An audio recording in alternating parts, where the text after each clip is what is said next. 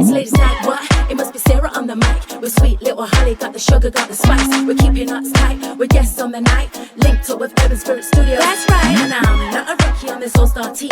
Me and Holly get you hooked like we're fishing for bream. This is home, never leaving us talent alone. Yes, it is my city, it's my throne. It's 2002, and we're gonna get down like this. All I want to know is, am I gonna get through this? I'm a little love shy, baby, can you fill me in? But let me bring you flowers in the pouring rain. If you wanna be on my line, baby, hit me one more time and make the body move as I spin number 5. Baby, in case you just don't know, you're sweet like chocolate on the low. If you leave me, I'll be missing you, so don't ever let me go. Sweet sensations take over me now. No, that's my little bit at the end. Yeah, very nice. So you've got a song out at the moment. Yeah. Do you want to tell us a little bit about that song? I've got quite a few songs out at the moment. Yeah. Well, I saw the one, is it All That She Wants? Yeah. And I thought that was brilliant because it reminded me of like growing up and listening to Ace of Spades. During the 90s. And then there's another one, I can't remember the name of it, and I played it in the office and she was like, oh my God, this is so good, who's this? And I was like, grooving Sarah, who's coming in? Oh, yeah. I thought it was something off like Capital or something. I was like, go on, put the radio on, turn it up. It'd be nice if they played it. I've sent it to BBC, so hopefully. So we sent it to BBC Introducing. Yeah, I recently had a track on there. It was track of the week. It was actually being played for about 2 weeks between BBC Radio Nottingham and BBC Radio Leicester. Right. And the song's called Calling, and I produced it myself. It's a UK garage track. Kind of borderline like dance house, but there's a lot of it gives me a little bit like it's the garage and a bit of bassliney and it's nice. So there's a story behind that song as well. So bit of a trigger warning, but I fled domestic violence about 11 months ago, April last year, and the song was actually one of the first songs that I had worked on with that person that I'd fled. Right. They had originally produced it. So after this person having taken everything from me, which I'll go into it a bit later, I decided that I still had my songs that I'd written. So I'd already been learning music production and stuff. I've been doing that for quite a while, and I thought, you know what, I'm just going to reproduce all of the stuff that I've been working on. Because I'm not going to let good songs go to waste, sorry, but I'm not. Yeah, makes sense. So that was one of the first songs that I'd worked on. I reproduced everything, re-recorded everything, and I decided at the beginning of this brand new spanking beautiful year that I was going to really, really focus and have no distractions and no one affecting my money or my peace or, you know, taking anything from me. Because I've gone through quite a few things. I've basically had to rebuild and start from scratch. So the music that I'm releasing at the minute is basically a testament to all of the stuff that I've got through, been through and got through. But at the same time, I'm still bringing the fun element into the music. Like that's why, like some of my music at the minute kind of reflects the 90s, because I don't know, the 90s was a time when it was just a bit more relaxed and more fun, and like not everything was so serious. And I mean, I wouldn't know. Oh, I know she's a toddler. Yeah, I'm a toddler. She's a little baby. Oh dear, yes, oh dear. But you know, the thing is, I mean, you're still, because you do know some of the songs, like if you play certain tracks. I feel like I'm culturally educated. Yeah, and I feel like with the 90s music, like how you say, it was fun, but it's also to hear it now, it's like so nostalgic for a lot of us, where it brings back really good vibes. Good memories. Yeah. I'm working on a UK garage track with a Sheffield producer called Mr. Beats. Well, he's also known as Relevance. And the song's called Back in the Day. And it's being signed to a Sheffield label as well. They're arranging to have the music video done and stuff. Yeah. And I can't wait for the music video because I just want everyone to turn up in clothes from like the 2000s. And everyone's like, oh, it's going to be difficult for the people to go out and find clothes like that. No, it's not. But it's all recycled again. It's all back out. Go in Urban Outfitters. Shops, vintage places, Urban Outfitters, exactly. Yeah. You know, cargo pants and big oversized jackets and stuff that sounds amazing. That's the style now. I mean, I could tell you. She does love fashion. I can tell Can you. you send all your friends to my music video? They want to be in Sheffield. They've already got. Sheffield, yeah. They've already got the outfits in their wardrobe. Telling you, the uni students they walk around in it all the time. Telling you. No, that sounds That'd be fun. perfect. Yeah. But basically, in the lyrics of that song, in the verse, in the main verse, I've got like 12. I've put in references to like 12 different songs from garage tracks from like the 2000s. Oh, brilliant. So I'll. Do you want me to do a little? Yeah. And after this as well, we'll probably get you to do a little freestyle. Yeah. Because we do that normally with the rappers, but obviously you're a singer and a vocalist, so it'll be really good to hear you. Okay, so the first verse of it starts with, it's 2002 and we're gonna get down like this. All I want to know is, am I gonna get through this? I'm the love shy baby, can you fill me in?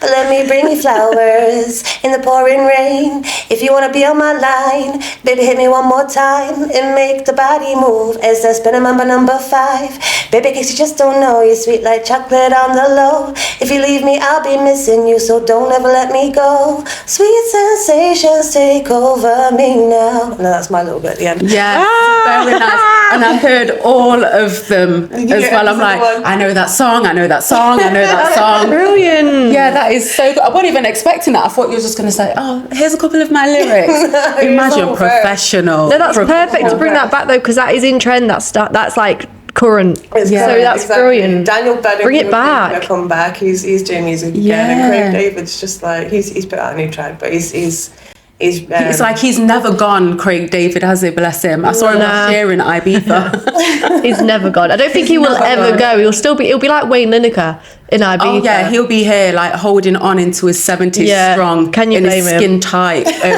white jeans and his pink top. That's what he was wearing when I saw him in Ibiza. Yeah. But no, I love the vibes. especially for like people of our generation. Yeah. That's all the music that we've like grown up with. So Yeah. like when we hear it, it just reminds us of like the good days and Yeah, and I feel like the music that is being made now, I do listen to a lot of tracks and I think, will people still be listening to this in 20 years to come? I think that as well sometimes. There's no meaning or purpose, or they're so throwaway, I think. Yeah. I still listen to some of your music from 20 years ago. Shut up. Yeah. Moving on. Oh my God. Do you not want to elaborate on that, Sarah? Do you want to elaborate? That was fun. I know. Do you not want to elaborate? What about your new track, Sarah, that's just come out? We'll talk about that another time. That you're talking about domestic violence. Yeah. See, I listened to probably about a minute of it, and I tell you 100%, I never picked that up on the vibe. So I don't think I was listening to the words. I was just like hearing how you were singing. I was listening to the beat. So, but how you said you kind of kept it all fun and happy. So on the album, the album is really reflective of what I've been through. The music more recently that I put out, excuse me, was tracks that I had already had. At the time, I just fled that situation. Yeah. So I was processing a lot of different emotions and I was working on healing and stuff. But I felt in the beginning, I was given into my inner child.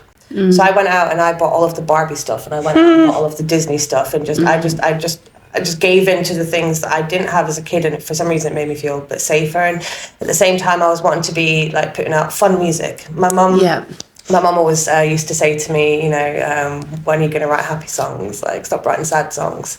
My mum actually passed away about 1.5 years ago.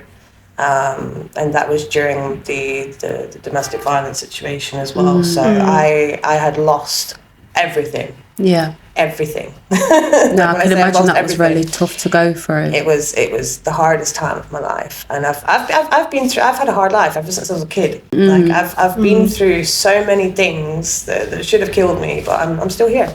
Is that why you was possibly doing all the sad songs, like what your mum was saying? No, I've always kind of been like that. Like I have, you know, written happy songs here and there, but I think, like, I write based on what I'm feeling and what I feel that others will relate to. And like, I'm not writing like heavy metal songs, like, you know, Slipknot songs, like Duality and stuff like that. I'm not on that level of, like, you know, like, I'd say it's depressing music, to be honest. There's certain songs out there that are really, really sad. But there's certain songs that I'll go and listen to, like, it is a Metallica song, is it Loneliest Day? And the lyrics are the loneliest day of my life. And like, I've listened to that song many times when I've been in a low spot. But going back to the album, there's going to be fun songs on there, but there's also going to be songs that touch on the things, the hard stuff that I've been through as well. Like I've got one drum and bass song on there, where some of the lyrics are basically, the devil sent me his demons before God sent me an angel. And that song's all about having gone through those really hard times, but holding on and keeping faith that your blessings are right around the corner. Yeah. And then when you get to that moment, which is kind of a point where I'm at in my life now, I'm in my peaceful chapter now, and I've had a lot of blessings come my way.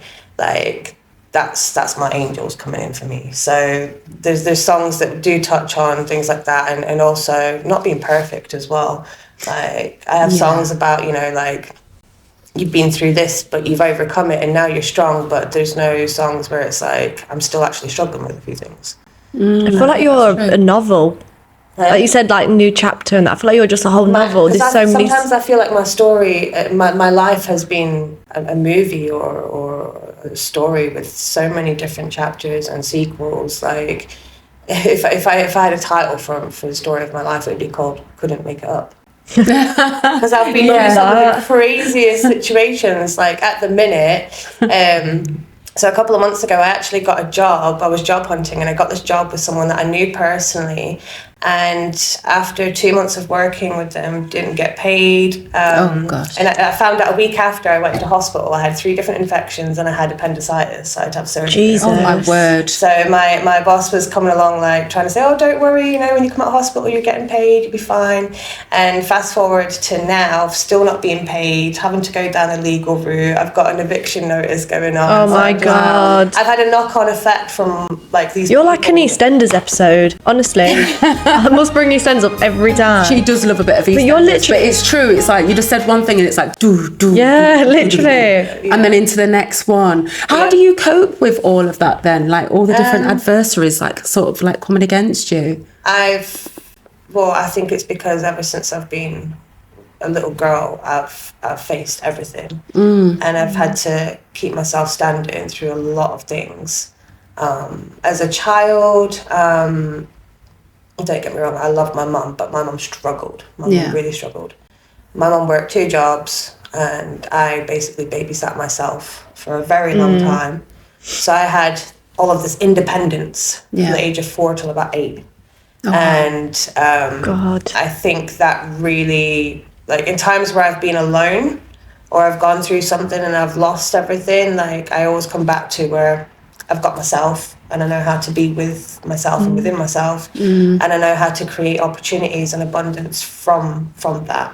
Like, I'm a person who's very good at working with what I've got. Yeah, have you ever had a time where you've nearly buckled under the pressure though? So many times, yeah. And how do you avoid that or stop it from happening or get over it? I've been very fortunate that I have a very good, strong support system and good friends. And people that will give my head a wobble or remind me of my strengths. Yeah. And remind me how far I've come, and that's super important. And not everyone has that. There has been times in my life when I haven't had many friends and I've had to go through stuff alone. But I think again, it's just maybe I'm desensitized almost in a way to certain things. Possibly. Because I've been through so much trauma. That does happen, yeah. You get desensitized because you're used to it. When crazy stuff happens, I sit there and laugh hysterically for like 5-10 minutes because I'm just like, I can't believe it. Yeah, Like again. I've got the rule book to get over this. I've done it before. Basically, you get to a point of that, and then it's weird. Now I'm in this peaceful chapter. I'm meeting and networking with people who are going through similar stuff to what I've been through. And I'm able to like advise and try and give their head a wobble And help them. But sometimes in that moment when you're going through stuff, like you can have everyone giving you all of the advice, but in your head you're so stuck in there and based on like what you're feeling and going through at the time. And we make a lot of excuses as well. When we're going through stuff, we make a lot of excuses for the things that are causing us trauma. And I feel that sometimes in a way that's a bit of a defense mechanism. Because we're almost trying to block it out, like, oh, there's not a problem, but there is. And I had a lot of people at the time I was going through certain things screaming at me. Well, I was going to ask you about that with regards to the domestic violence situation. It's sort of like looking back on it now. was there something that you can look and go, do you know what, I can see how that happened now? Because I know with a lot of people, they'll say, oh, that would never happen to me. I would never, I'm this type of a person. But everybody is basically like that until it happens to them, because you don't see the signs. But looking back now, can you see like certain things where you think that should have really been a red flag? Yeah, pretty much from the very beginning of that relationship. So I've learned so much about toxic relationships. I've been in a few, and I've managed to break the cycle. Like I've been keeping my butt single for a while now, and it's protecting me. No one's messing with my peace or my money. No one's manipulating me or trying to paint a pretty picture that they can't fulfill. But in the very beginning, with this specific person, it was on the first day that we met. At the end of the day, he was like, "Can I kiss you?" A week later, it was, let's be official. Let's be boyfriend, girlfriend. Right. 2 weeks later, he told me he loved me. And then a week after that, I met his kids. And did you believe it at the time? Was you a bit Yeah, when I blindsided? met him, I was like, oh my God, he's like into music and he loves kids and animals. Too good to be true kind of thing. Almost. And people that knew him like warned me. Like my kid's dad actually warned me, because he was like, look, I know who this guy is. Don't do it. You're going to find out the hard way. And I found out the hardest flipping way. Yeah. That guy lost me my mum. He lost me about £6,000 to £8,000. Wow. He lost me my confidence and my self-esteem. When I came away from that, I had nothing left of myself or anything. In what way? How did you do this? So there would be, so for example, in the very beginning, he was very keen to teach me music production. And he was very keen to brag to his friends and family about me. They're like, oh, Sarah's a singer and she's an entrepreneur and she's full of ideas, which were later used. In a sense, I had to do everything for him because I was, so smart and stuff, So eventually, my time that should have been put into myself became so consumed going into him, because he was demanding. And then over time, he put me off speaking to just my friends and family on the phone, because my phone would ring and he'd be like, why are you not answering it? Why? Or if someone texts me, who's texting me? What are they saying? What are you saying back? So I got to the point where it's like I wasn't speaking to anyone. You sort of lose yourself, don't you, in those situations? And then after a while, I got better at producing music than him. So guess what happened? Yeah. I didn't get to continue learning. He stopped teaching me. Some of my files, some of my music that I produced, mysteriously deleted off of the computer. So eventually, over time, like little comments like, "Oh, why put your makeup on? I've never seen you put your makeup on," even though they put my makeup on 100 times before. So I stopped doing my makeup and I stopped looking after myself. And so eventually, over time, it gets broken down. You get broken down by them. And then you're made to feel like you're not good enough because you're constantly getting comments. So it's all like really like subtle things to start with, like that over love, like I'm so in love with you to the point of you don't want to be around other people. Love bombing. That's exactly I didn't what it know is. about love bombing. You taught me that. Yeah. Actual thing. It's when they come in thick and fast in the very beginning. And it's mad because like you don't see this at the time because you're blinded by the love and the prospects of, not being rejected, basically. Yeah, and I guess your future together, all you're thinking about all those times that you could have. Yeah, I think it's important to spread awareness about that as well, because even though we could say now that we would never do that and like, oh no, we're wise, we'd see straight through that. I think you'll be surprised that most people, when you're in that situation, you do get blindsided to it. Yeah, I mean, I've seen people like that where, they get into a relationship and it's all about their partner, and next thing you know, they're not hanging out with the friends, you're not seeing, family members, and then before you then know it, like you say, they maybe have wound up into something very, very toxic. Yeah. But from the outside, you're thinking, well, your nose is a bit bent out of shape, because I'm thinking, well, you've not come and seen me for how long, but I can see you loved or whatever. And you kind of leave them to it, not realising actually they've been basically stuck in this really bad place now. Yeah. But they've got no one to even speak to. Yeah. The second major red flag for me was about maybe a month into it. And I was round at his mum's house and they had an argument. Now the way he shouted at his mum and threw her around, that was the first red flag. Like, Yeah. not like hit her, but like, it was the same thing with me as well. He physically assaulted me, but he never hit me. It was restraining me. He would do the same thing with his mum.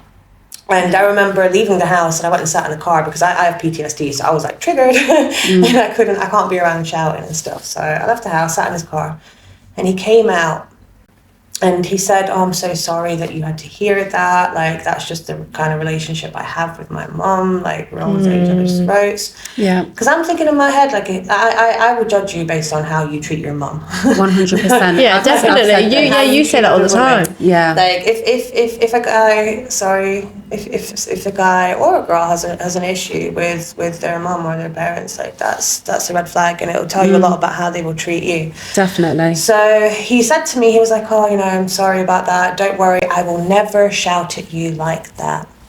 2 weeks later, 3 days before my mum died, he screamed and shouted at me because I caught him out for something. I had the instinct that I was going to be cheated on or whatever. Yeah. The instinct's real, you know. Yeah. They say that, You know, you just know, like, and then obviously I'm good at like doing my investigations. Yeah. I'm smart.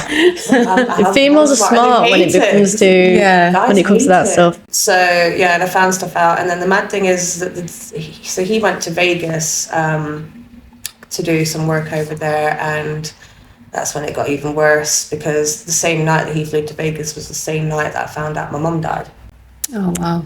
So yeah, and that was just a couple of days after him screaming and shouting at me. And the maddest thing is that 3 days before I'd found out my mum had passed, so she'd already been gone for 3 days. Right. And I hadn't been able to pay my phone bill for a couple of months. And my mum had been paying it for a little bit. And, you know, the month before she passed, she said, "Oh, have you paid your phone bill?" And I was like, yeah, I just said I'd paid it. But I said I had some problems with my phone, so I could only contact her on Messenger. So the last conversations I have with my mum are on Facebook Messenger, and it breaks me. But 3 days before I found out she passed, I was able to make calls. Right. Which was so weird. I was able to make phone calls. After 2 months not paying my bill, that's at the point where the networks cut me off. Like, I'm not getting incoming calls or nothing. Yeah. Unless you pay your bill, then it gets turned back on. So I was like ringing everyone. I was like, this is crazy. Like, I'm able to make calls and stuff. So I tried ringing my mum, and her phone was just ringing and ringing, wasn't getting through. And then by the end of those 3 days, I contacted my mum's neighbour across the road, and I got her to go in with a spare key, and that's when I found out. Wow. And at that time, my ex was on a plane to Vegas, so he didn't read that text until he got off the plane. Maddest thing is that I also found out is as soon as he got off that plane, he downloaded the Plenty of Fish app. Oh, my word. And then he moved in with his housemate, who he ended up sleeping with for 2 weeks, so he cheated on me the whole time. Did he tell you any of this before he went, like that he was going to meet with a housemate? Yeah, and I wasn't happy about it. No, I wouldn't be happy about it. And he was getting on at me like, "Well, why are you bugging for it? I haven't been able to find it anywhere else. It's the only option, and it's cheap." He didn't end up paying. He didn't pay any rent for the whole 6 weeks he was staying there. So he just went on like a love trip.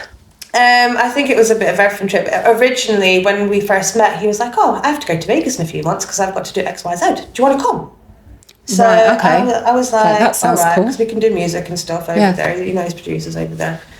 By the end of that trip, after he had rinsed me of my mum's inheritance money, Wow. because I still went over there after he cheated on me because stupid me. You know, fell for all of his trying to get me back and love bombing and stuff. That's when things escalated as well, as after Vegas. But yeah, I still ended up going to Vegas. And after we got back and he rinsed me, apparently the whole Vegas trip was about me. We went to Vegas for you to do your music, and yeah, so. And then how long after that did you stay with him for then? So came back from Vegas in December 2022. So this is not last year, but the year before. And then I eventually got away from him. Well, the assault happened March 24th. So it was about three months. Yeah. I eventually got away. But he's made out, he's told everyone that he kicked me out of his house. And he tried contacting my friends, a couple of mutual friends a couple of weeks ago, saying, "Why are you supporting Sarah and her music, blah, blah, blah." Because he saw my song, the song that I did made with him. Because he found out it went all on radio, and so he was... Oh, okay. Yeah. I was fuming. Not that he can do anything about it. So he got in touch with my mates, And I went to the police and they said he's borderline committing offence. So he got a caution for that. Yeah. Okay. Just recently. But I think I'm going to have to extend the non-mol order when it runs out in July. So that's been in place since July last year. So it did take me a while to get away from it. I ended up going back to him. And even after he assaulted me, I stayed at my friend's for about 3-4 days. The first 3 days, I couldn't lie on either side of my body because I was in so much pain. I was so bruised up. What did he do to you then? When you say assaulted, you don't have to share. No, I don't mind. I caught him up on a lie. He'd basically been, up to no good. And it was funny actually. So I went to catch him out on a lie, and he ended up admitting something else. Oh, wow. Stupid man. Stupid man. So at this point, I was like, I'm up, I'm gone. And every time he would shout and scream at me, I would always try and leave, and he would always basically try and shut the door and stop me from leaving. So on this occasion, I shot up out of bed, and I said to him, I was like, oh, thanks for admitting to something else, like, do you know what I mean? So then, because I just went along with it when he was telling me, and I was like, yeah, go on, tell me more. Because he was like, well, I've been caught out, I might as well let him know. Exactly. And then you're like, actually, this is a whole new thing. Yeah. Okay. So I got up, he shot up out of bed, and he was basically chasing me around the house. Now, he's actually disabled, he's got a prosthetic leg, so he used this as his supporting evidence as to how he couldn't have possibly physically attacked me. So basically, he is stopping me from getting out of the living room door to the front door. I ended up having a door print bruise on my arm, on my wrist, my hand for quite a while.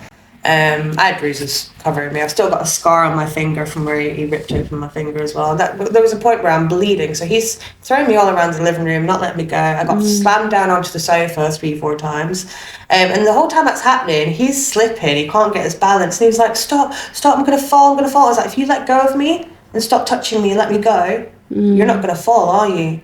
And so I managed to. It took 20 minutes to run away from that, and his mum came downstairs. She watched the whole thing. But she supported him in his statement. She basically, the enabler, had to move out of where I was living. So this could be like a possible thing as well, because obviously I'm always like about prevention, and if there's ways to maybe help other people, would you say that could have been one of the factors as well? Because obviously you had all the love bombing at the beginning. Well, this is the thing. You're living together. When I had to move out of my place, he was like, "Oh, don't worry, you're not going to be homeless. I'm going to talk to my mom. I'm going to move you in." And then I was just like, "No, it's okay. Like I'm an independent woman. Like I need to be on my feet." Yeah. I was in a codependent relationship for 18 years of my life, and I came out of that about just over 3 years ago. So I've been very observant of the cycles that I've been repeating, and I've been able to get out of that. The main advice that I could say to any woman who may get into that situation or may be in that situation is get out of it. Don't even get in it before it started, and make sure you have your own strong foundation. Build on yourself, work on yourself, do your healing, because I'm a firm believer that when you've healed your stuff, you attract the right people, like you fall into the right vibration. And it's like when they say you attract your tribe, don't you? And the people who you hang out with, because sometimes these things you can't kind of deter. But when sometimes you speak with people and it's like every single relationship they've had, it's always been some form of something, and it's like they're repeating the same cycles. And I think sometimes you have to be a little bit more introspective and just look at yourself and think, is there something, like, say, maybe am I maybe attracting something, or is there something that I'm possibly, I don't know, longing for or looking for? Self-reflection, isn't it? Working on yourself first beforehand. Doing like a documentary as well, aren't you? I'm doing, it's going to be released in parts in the run-up to the album. I had some people say, just let the music speak for itself, but I thought, no, I want to give a bit of an introduction into that, and then tell my story at the same time. Like I've kept my mouth shut pretty much since all of this stuff happened. I've not gone and publicly spoken about it, like in terms of like podcasts or interviews and stuff. So, and I feel that now I've processed a lot of this stuff and I've done a lot of healing that I want to talk about. Yeah, I think it's good, because I feel like a lot of the time we go through a lot of things and we need to learn from it. And then if we can learn from that, I think it's a blessing to be able to share that with other people to help to teach, rather than just going, I got over that hurdle. Okay, let me carry on with my life. Because like you say, there's lots of different things that could happen, and we think, oh, that's great, this guy's sent me these flowers and he loves me and he's told me to move in with him, and you're just thinking, this is the most amazing thing in your life. He's teaching me how to produce my own music, he's doing this, that and another. But really it was so you could be enabled to help that other person. And people wouldn't see that. So I think it's good that you're able to have that strength to be able to share that message with us and with other people who are going to be listening. Well, I feel like you're going to do really well. You've got Vigilante from Venus coming out in April, and it sounds absolutely amazing, and I can't wait to hear the whole collective. So when it's all I'm actually all put having together. an album listing / birthday party on the 24th. Put it in your It's going to be in calendars. Nottingham somewhere. Which month? April. 24th of April. 24th of April, guys. Put it in your calendars. There will Yes. be tickets available at some point. I'm just confirming with venues and stuff at the minute. But Brilliant. It's going to be more of like a small event. I just wanted something that's kind of small, seductive, and nice little space. Nice. So I will send you an invite. Excellent, when I've thank got them you ready. so You're much. welcome. But yeah, you've been absolutely amazing today. We're going to have to probably invite you back when you've got something else going on, your other projects and things that are I'm happening. happy to And I'm sure you're going to have loads of things going on this year. So guys, go give this lady a follow. Thank you.